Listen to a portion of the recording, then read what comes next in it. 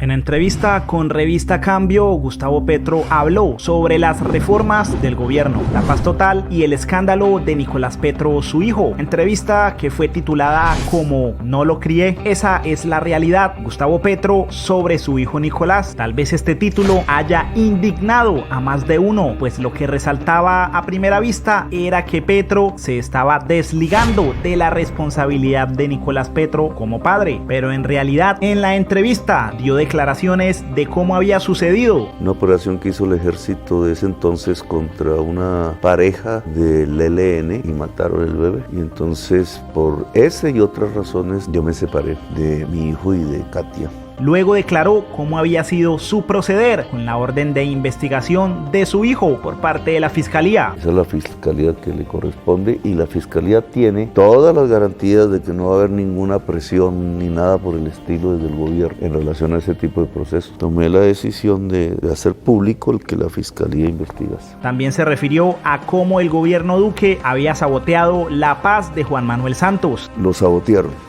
Okay. Y el gobierno Duque, que salió elegido inmediatamente después de Santos, permitió eso. Voy a ponerle un ejemplo, un tema como reforma agraria, que es el primer punto del acuerdo. 3 millones de hectáreas a 12 años, es lo que firmó Santos y la FARC. Y aquí yo lo que encontré es que entregaron 17.000 hectáreas. Se refirió a la desinformación de los medios y la oposición acerca de favorecer a los mafiosos en Colombia. Es que evidentemente hubo un pacto con los corruptos, con los asesinos, con los narcotraficantes para darles impunidad a cambio de apoyo político. Insinuando que el proyecto de sometimiento colectivo a la justicia tiene parágrafos que favorecerían a narcotraficantes, como si nosotros tuviéramos un pacto con ellos, es un insulto. Nosotros no tenemos eso, no nos interesa. Y por eso me respetan, porque saben que soy insobornable. Con narcotraficantes tuvo la oposición, les entregaron el poder.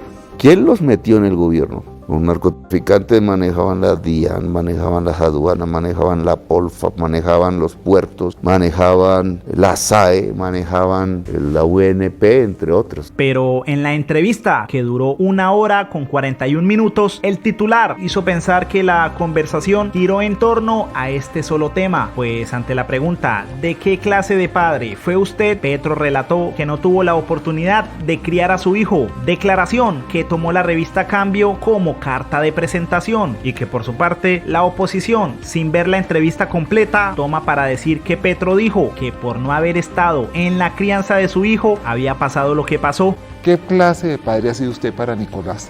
¿Tuvo la oportunidad de enseñarle valores? No, porque fue la época de la clandestinidad. Pero Gustavo Petro solo respondió a la pregunta de qué clase de padre fue. No estaba en ningún momento desvinculándose de la responsabilidad de su hijo. Con esta idea, el periodista dijo esto: siempre se ha sospechado que Petro tiene el alma podrida. Hoy se confirma, a lo que Petro respondió. ¿Ustedes qué piensan? ¿Qué le parece podrido? Que haya ido a luchar desde joven en medio de los pobres por cambiar el país, en medio de sus privilegios. ¿Les parece podrido que se luche por la justicia social? Pero Diego no se quedó callado y le dijo, y de viejo le dio por trinar en vez de gobernar y hablar babosada. La verdad, de parte de un creador, editor, consultor y columnista, esperábamos un mejor argumento que el insulto.